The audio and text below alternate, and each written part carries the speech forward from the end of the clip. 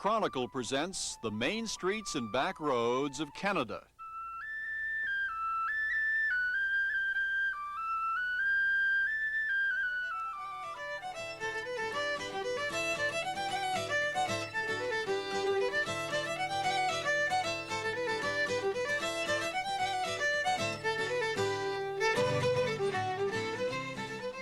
Tonight, the maritime province of Newfoundland.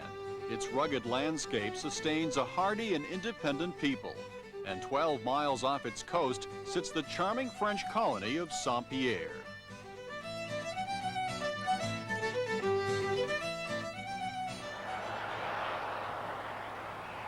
Dear Newfoundland, have I got to leave you for to seek employment?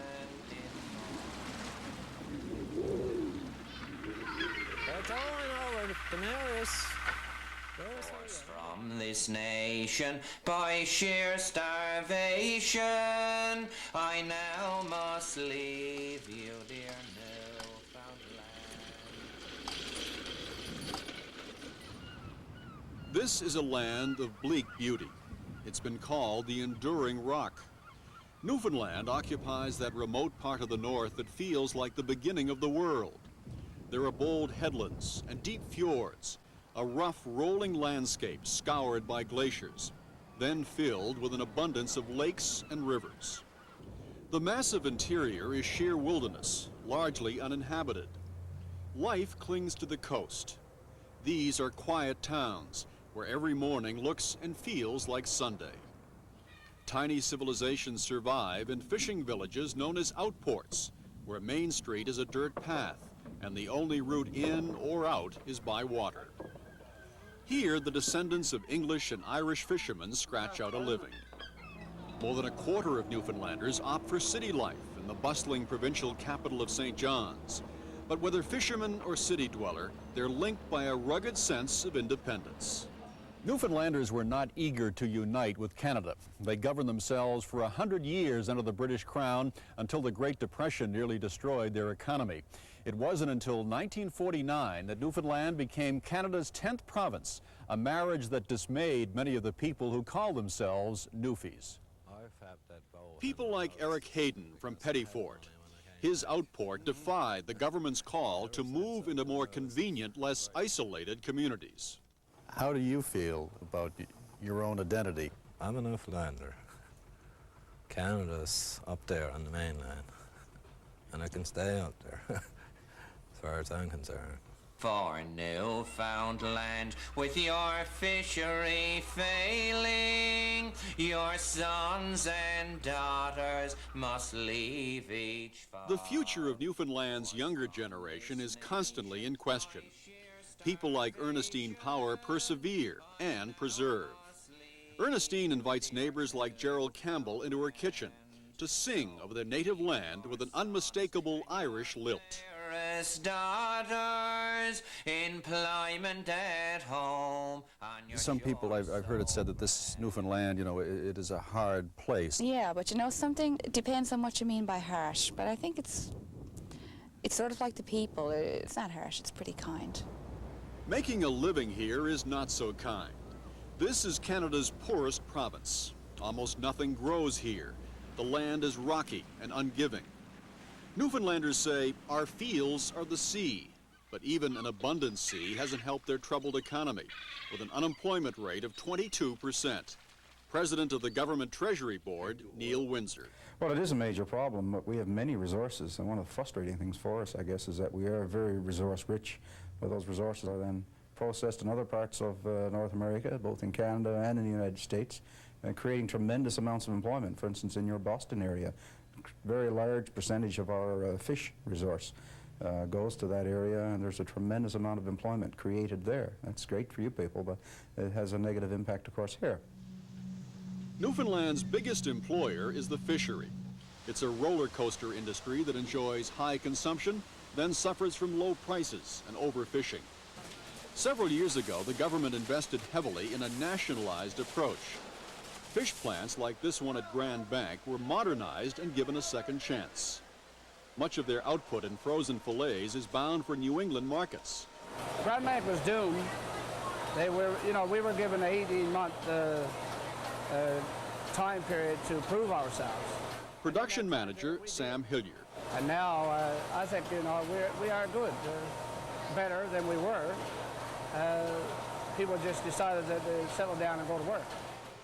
Fishermen and plant workers alike are unionized, and their collective voice has been described as militant. Something in the psyche of this rugged province seems to demand certain basic rights. Packers can now average about $14,000 a year. Cutters like Jack Cummin about $16,000. Is there a real art to this? Oh yeah. You got to be able to get the top product from your fillet, right? You got to be able to put your fish so you don't split your fillet. Now, what do you have for supper when you go home at night? Don't be fish. Here is success to your dear old country. The government has a dream to promote the economy while protecting the rural lifestyle. But hopes for a new offshore oil industry have temporarily been dashed by falling world prices. And like their ancestors who flocked to New England in earlier times, many of Newfoundland's young must seek work in Toronto or western provinces. But these people, those who stay, are survivors. May the present generation head on your nation is the prayer of an emigrant from Newfoundland.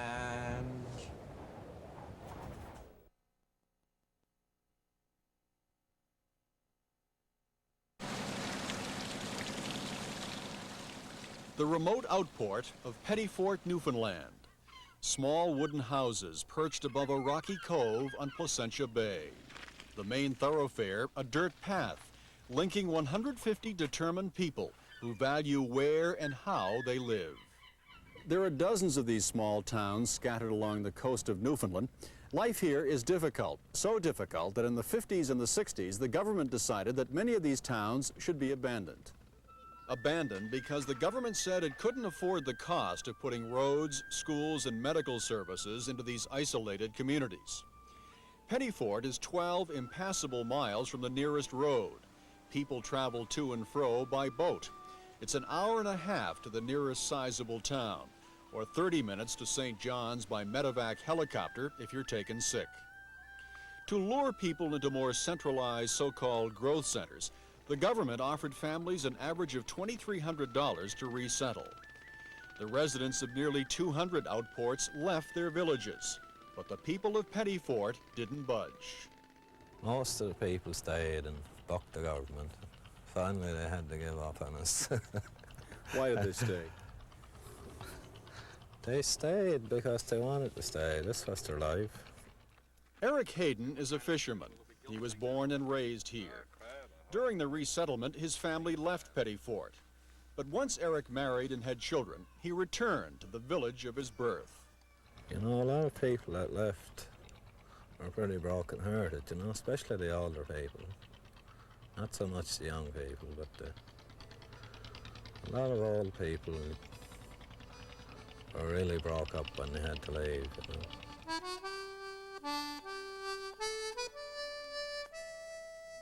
In neighboring outports like St. Joseph's, people never came back, except now for some summer fishing. The scars of resettlement show in the all but abandoned villages and in the memories of those who left them.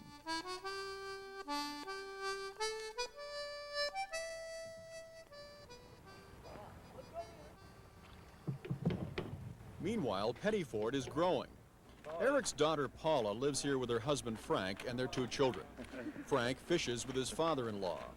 For the past 5 years, he's also been building a house, one that by village standards looks as though its builders are well off. But it's not true.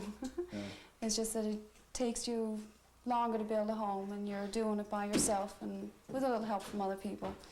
And you're building it year by year, piece by piece. Yeah. Then when you manage to get into it, you own your own home. It's yours, not mortgaged or anything like that. About 10 houses down, and 70 years ago, Eric's cousin Gordon Hayden was born in Petit Fort. Gordon grew up here, then after a stint in the British Navy, moved to New York City to become an iron worker. Brooklyn is now his home, but Gordon still comes back to Pettyfort in the summer. What was it like growing up in this house?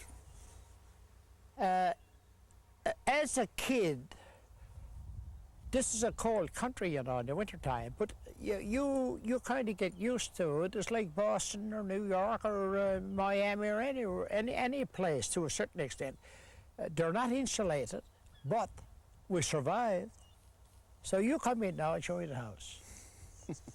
Yeah, everybody come in. Take a look. This house, it's over 100 years old, definitely. Now, Gordon, Yes. do you ever get tired of this view? No, I enjoy it, but this is a big change. I like Brooklyn, I like New York, I definitely do. But I love to come back here in the summertime. I got the waterfront, I got my little boat, I relax.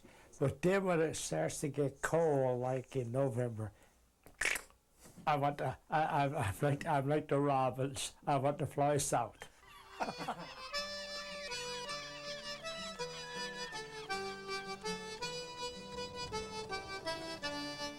Most here stick it out year-round. In the winter months, they survive by collecting unemployment, since the fishing is only good from April to October. For 50 fathoms. 50 fathoms and one hook every 5 feet. So it's 56 hooks in it. Phil Barry still does it the John Cabot way. When they hook themselves. Yeah, they'll just come along, bite that. Phil is one of 14 brothers and sisters, the son of a fisherman. Like most in the outports, he's feeling the effects of large offshore trawlers that fill their holes before the fish reach the inshore fishermen. Are there many young people who are staying here and fishing like yourself? Oh, it's a good many here, yeah. Why do they stay? Nothing else to do. Not much to do now, young fella, unless you got a lot of education. There aren't many jobs around for young people. No. Do you like the life, though? Fishing? Oh, yes, yeah. Go when you like and come when you like. And take orders from nobody.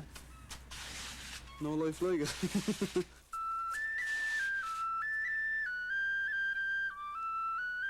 Independence. It's a quality you find throughout this rugged province. To government economists, outports like Pettyfort made no sense. Too costly, they said. But what they forgot was that the people here are rooted to the soil where they were born, and rooted to each other. And this is why they endure.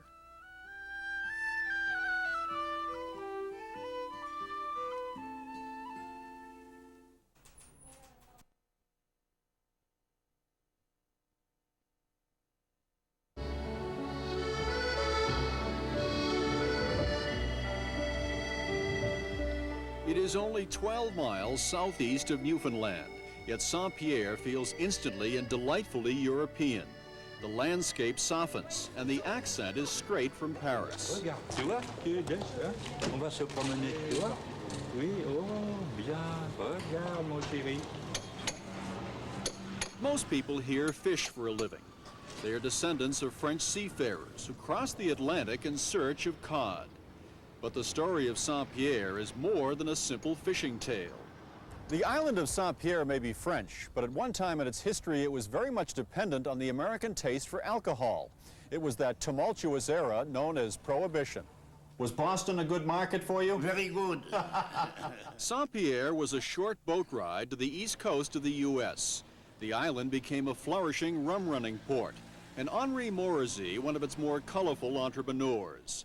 Henri sold booze and supplies wholesale to the bootleggers.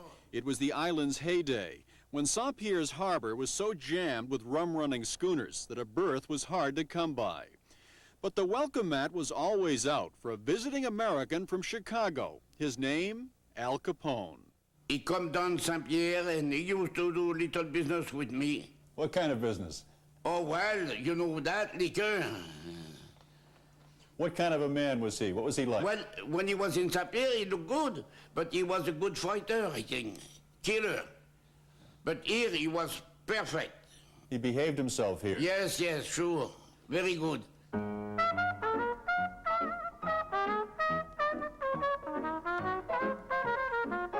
There There are still remnants of the Prohibition era in Saint-Pierre. This cottage, the Cutty Sark Villa, was built entirely of wood from Scotch whiskey cases. And the island's largest hotel has a wing named for one of its Prohibition guests, Al Capone. Just off the lobby, the gangster's hat is still on display. The hat was given to the grandfather of Jean-Pierre Andrew, the hotel's owner and Saint-Pierre's principal booster.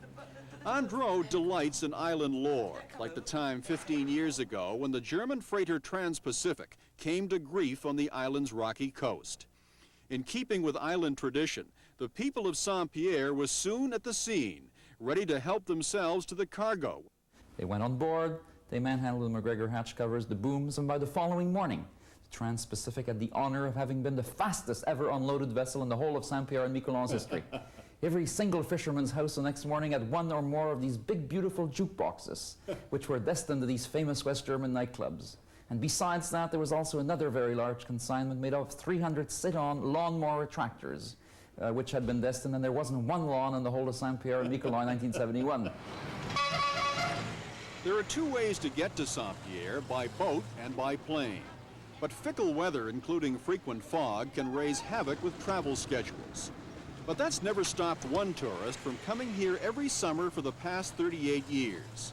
To islanders, she's known affectionately as Mama, Elsie Glidden of Springfield, Massachusetts. What is it about this place that has so much allure for you? Well, I love the people, and I tell you another thing.